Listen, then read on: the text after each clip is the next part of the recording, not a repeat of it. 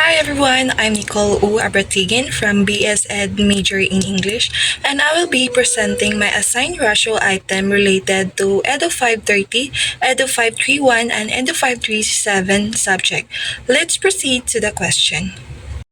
Here is the first ratio item I've been assigned, the EDO 530 question. So the first question is, Marie, a 7-year-old girl, has grown 5 inches taller in the past year. Her teacher also noticed that she has become more curious and asks more complex questions during class. Which of the following statement best describes Maria's progress? So this question asks us to choose the best statement that reflects the difference between growth and development. So first, let's differentiate growth and development. Growth, it refers to physical changes in size and structure, such as height or weight gain. On the other side, development, it refers to cognitive, emotional, and behavioral progress, such as becoming more curious or thinking more deeply. Going back to the option A confuses the definition by switching growth and development. Option C incorrectly refers to curiosity as growth when it is actually development. Option D limits development to physical changes, which is incorrect since development includes mental and emotional aspect. So therefore, option B is correct because it clearly defines growth as a physical change and development as a cognitive improvement. Here is the second ratio item I've been assigned, the EDO 531. So the first question is, which scenarios reflects effective teaching for learning and diversity? So the question asks us to identify which among the 4 scenarios best reflects effective teaching in the context of learning and diversity. Now let's rationalize each option. Option B applies the same strategies to all students, ignoring their differences which can lead to inequality. Option C neglects the real-life challenges and influences that learners face. Option D, it is outdated. It values memorization over real comprehension and application of knowledge. So therefore, option A is a correct answer because it supports students' success by acknowledging differences and adjusting activities accordingly. It also uses universal principles, meaning all students are held to high expectations. So here is the third ratio item I've been assigned, the EDU 537. So the first question is, who is primarily credited with developing the social learning theory? Now let's rationalize each option. Sigmund Freud, known for psychoanalytic theory and concept like the unconscious mind, not social learning. B.F. Skinner, focus on behaviorism and operant conditioning. Third is Albert Bandura, developed the social learning theory and conducted the Bobo-Dahl experiment, showing that children imitate behaviors they observe in adults. The last one is Jean Piaget, famous for cognitive development theory, not social learning. So therefore, Albert Bandura is the correct answer because he developed the social learning theory, which explains how people learn by watching others. Good day everyone, I'm Queenie Aguilar from the BS Ed program and I am assigned to rationalize item number 2 and Edu 530, Edu 531, and Edu 537 with the question, Jerome, a 2-year-old, inherited his father's blue eyes and his mother's curly hair. He is also being raised in a bilingual household where he is learning both English and Spanish. Which factors are influencing Jerome's growth and development? Let's focus on the keywords. Inherited refers to traits passed from parents and raised in a bilingual household, which highlights environmental influence on language learning. Now, let's go through the options briefly. Option A states that Jerome's physical traits are due to heredity and his bilingual language development is shaped by his environment. Option B suggests the environment caused his physical features, which are actually inherited traits. And option C reverses the rules, placing heredity as the cause of language learning, which is primarily influenced by environment. And option D disregards both heredity and environment. Therefore, the most accurate and appropriate answer is option A, as it correctly reflects the roles of both heredity and environment in Jerome's development. Item number 2 in 531 with a question, how does assessment and standards benefit learners? Let's focus on the keywords, assessment and standards. The question asks, how assessment and standards benefit learners? The goal of assessment is not just to evaluate, but to support and guide learning. Option A limits assessment to the end of a course, which doesn't give students chances to improve during the learning process. Option B suggests avoiding feedback, but feedback is essential for helping students reflect and grow. Option C focuses only on final grades, which measures outcomes but don't help learners improve along the way. And option D highlights the true purpose of assessment, providing constructive feedback throughout. This helps students recognize their strengths and address their weaknesses as they learn. Therefore, option D is the best answer because it reflects how assessment should support continuous improvement, not just measure results. Item number 2 in 537, which of the following is not a key component of social learning theory? Let's identify the focus. Social learning theory emphasizes learning through observing others, modeling behavior, and the effects of reinforcement. Option A, observational learning, is a key part of the theory, where individuals learn by watching others. Option B, reinforcement, supports learning by increasing the likelihood of repeated behavior. Option C, classical conditioning, however, is not part of social learning theory. It belongs to behaviorism, specifically Pavlov's theory. And option D, imitation, is also central. Learners often copy behaviors they observe. Therefore, the answer is option C, because it does not align with the core components of social learning theory. Hey everyone, my name is Michelle Padoco from BSED program, and I am assigned to rationalize item number 3 with a question. Please refer to the screen so we can highlight the words lives in the community with limited access to nutritious food. Her parents have made sure she eats balanced meals. So let's rationalize every choices to get the correct answer. So for option A, no skill developed without influence either from genes or heredity or environment. For option B, this is too focused on heredity. For option C, it focuses on the negative side of her environment, but it doesn't explain why she is doing well. For option D, it shows the combined effect of environment and heredity, making it the most complete and accurate answer. Now let's proceed to item number 3 in either 5Q1 with a question, what is the key factor in developmental influence in learning? So we can highlight the words developmental influence and learning. So now let's rationalize every choices to get the correct answer.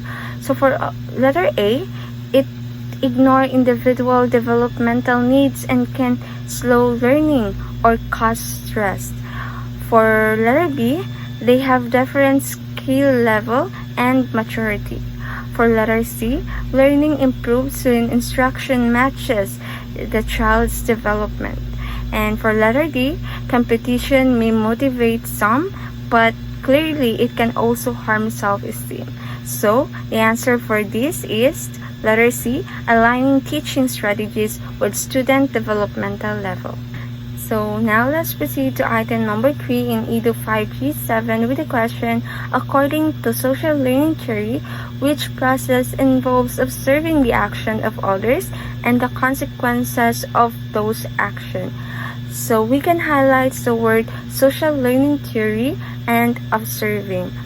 So now let's rationalize every choices to get the correct answer. So for letter A, it is direct experience and associated with B.F. Skinner. For letter B, it is learning by watching. For letter C, it is related to attitude change. And letter D, it increased behavior through reward. So clearly, the answer is letter B, modeling. Good day everyone, I am Merfel Biatak, EBS Ed Inc. student. Today, let's rationalize EDU 530, 531, and 537, item number 4. So, here is the first question, EDU 530 number 4. Liam's parents are both tall, and at the age of 15, Liam is already 6 feet tall. However, Liam's emotional development has been slower than his peers, often struggles with self-confidence and forming friendships. What does this scenario illustrate about growth and development? In our question, it's all about growth and development. Now, let's rationalize all the choices. The correct answer is letter B because it explains that growth is physical while development involves emotional and social changes influenced by other factors. The other choices are wrong because they either confuse growth with development or suggest they always go together, which Liam case clearly disproves. For EDU 531 question number 4, how can teachers best support social influences on learning? The question asked about how to support social influences on learning. The correct answer is option A, because group collaboration and interaction helps students learn from each other, build social skills, and stay engaged. The other choices are wrong, because they limit or block students' interaction. Option B minimizes social contact.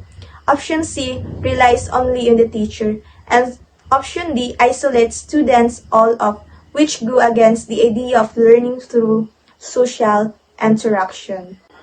For EDU 537 question number 4, what was demonstrated in Bandura's famous Bubudal experiment? The key term of the question is Bandura and Bubudal experiment.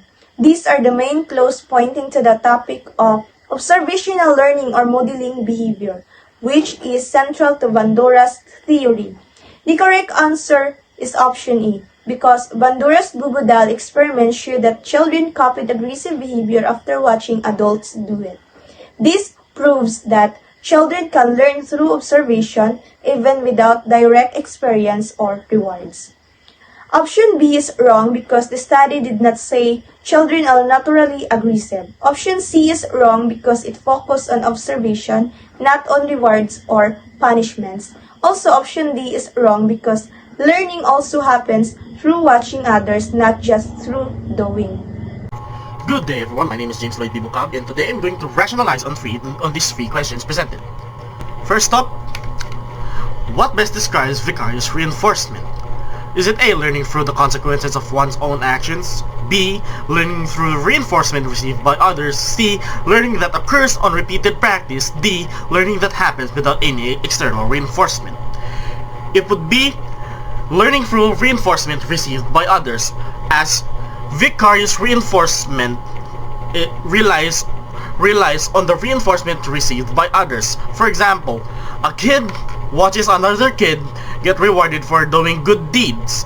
Now that kid will likely do good deeds to imitate the other kid that got rewarded for it and now expects a reward every time he does good deed. It is not by learning through the consequences of one's own actions as it is direct reinforcement. Or C, learning that occurs on repeated practice, which it already tells by itself that it relies on repeated practice. Or D, learning that happens without any external reinforcement.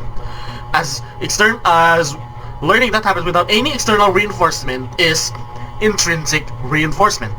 Now, on to the next question. Isabella is a 3-year-old girl who has shown significant improvement in her ability to communicate her needs and express her emotions. Her parents are supportive and engage her in activities that promote her emotional and social skills. Which of the following best describes the influence on Isabella's development? The correct answer would be letter D, as because Isabella's emotional and social development is clearly influenced by her environment, especially the support and engagement provided by her parents.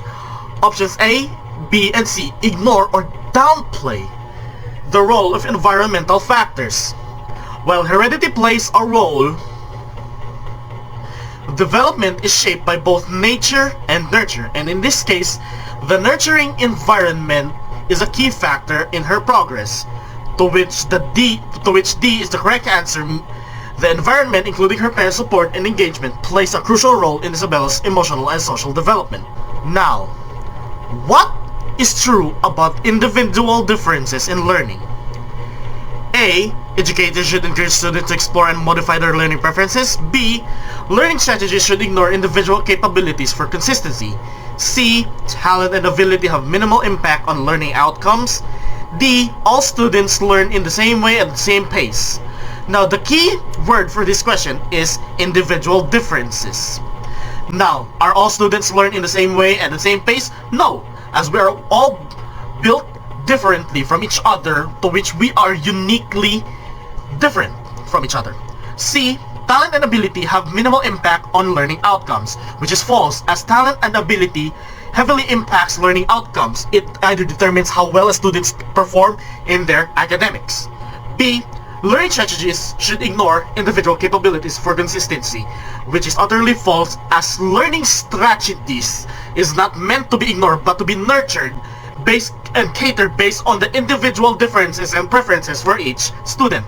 The correct answer would be educators should encourage students to explore and modify their learning preferences. Why?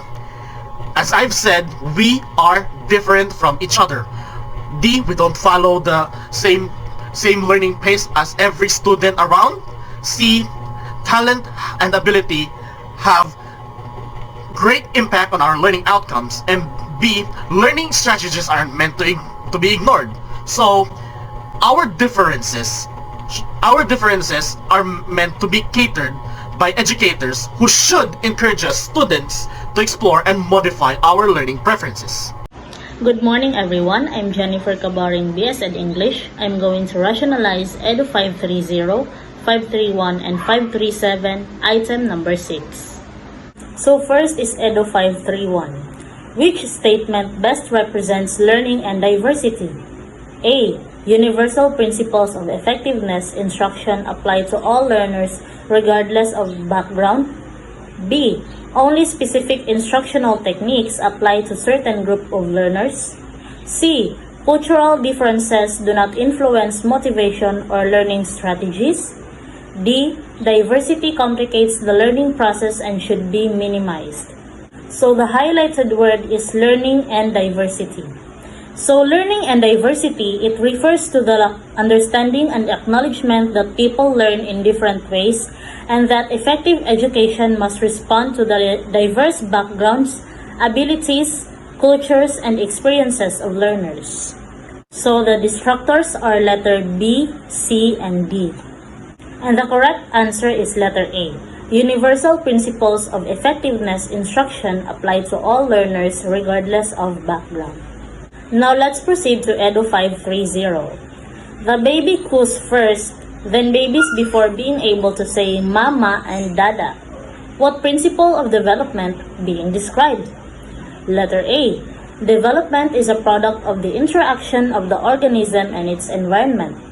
Letter B. Developmental patterns show wide individual differences. Letter C. Development depends on maturation and learning. And letter D, development is sequential and orderly. So the highlighted words are cause and principle of development. So coo or cooing refers to soft vowel-like sounds that babies make. It is one of the earliest sounds babies make as they begin to develop language. And principle of development, it refers to the basic rules of patterns that explains how humans grow and change over time. The distractors are letter A, B, and C. And the correct answer is letter D. Development is sequential and orderly. And last but not the least is the Edu 537. What is the primary conflict in Erickson's first stage of psychosocial development? Letter A.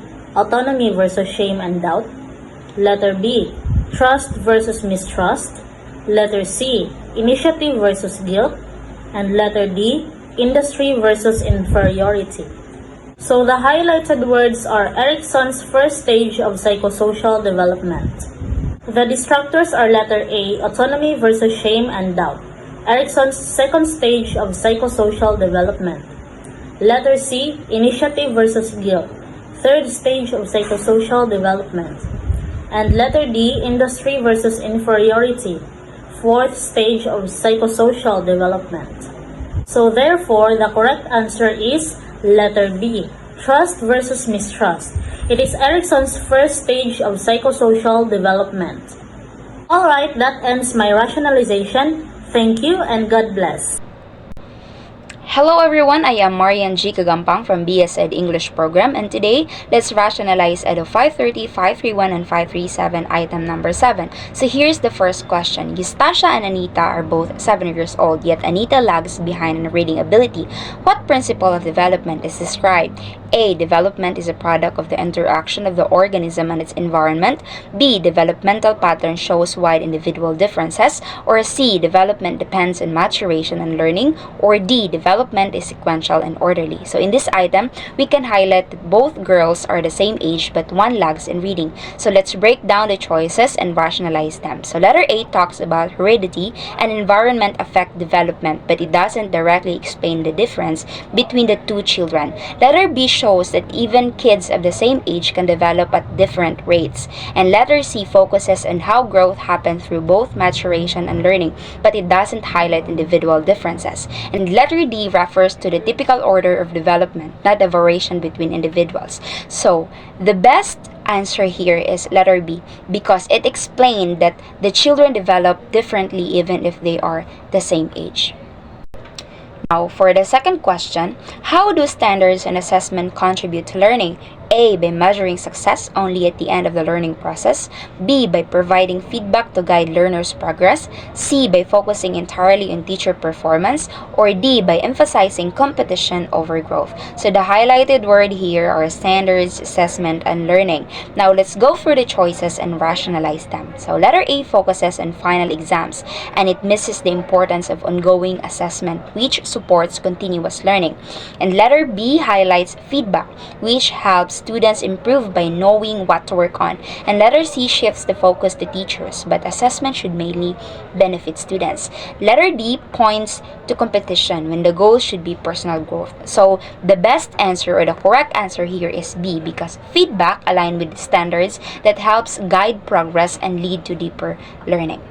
Now we're down to the third question for Edo 537 item number 7. During which stage does the conflict of identity versus role confusion occur? A. Adolescence, B. Early childhood, C. Middle adulthood, or D. Late adulthood.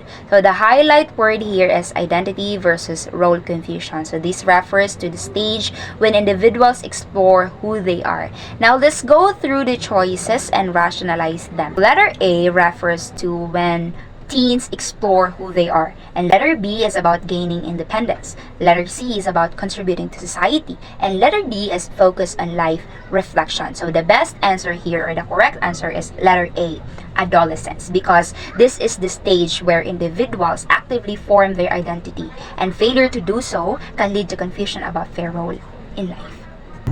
Good day everyone, I am Matt Calva from BS Ed English, assigned to rationalize question number 8 in Edo 530, 531, and 537. Question number 8, 530, Joselito is a tall basketball player. His father is also tall. Furthermore, because of good nutrition and constant exercise and practice, he even grew taller than his father. Which principle of development is described? So here are key terms. So let's rationalize the choices. Letter B describes individual differences in growth but not the focus here. Letter C, maturation plus learning, relates to readiness and skill acquisition. D refers to predictable stages like crawling before walking. It's a process. So our answer is letter A. Development is shaped by both heredity, the genes of his father, and environment, the experiences. Question number 8 in Edo 531. According to Alexander and Murphy, what is the knowledge base? A.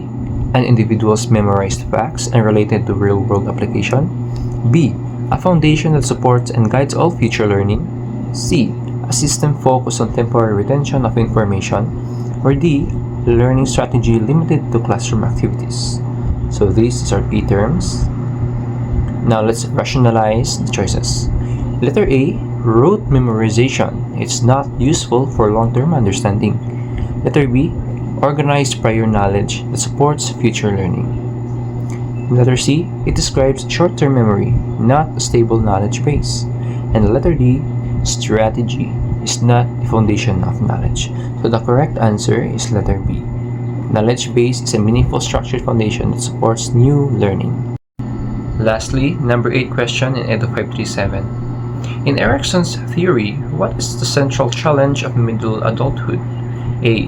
Generativity versus stagnation. B. Integrity versus despair. C. Intimacy versus isolation. Or D. Industry versus inferiority. These are the key terms. So let's rationalize the choices. Letter A. Middle adulthood contribute to society or feel unproductive. Letter B. Late adulthood reflect on life with satisfaction or regret. C. Young adulthood build close relationships or feel isolated. And letter D. School age years develop skills or feel incompetent. So our correct answer is letter A. Middle adulthood focuses on contributing meaningfully to society, generativity versus feeling stagnant or unfulfilled.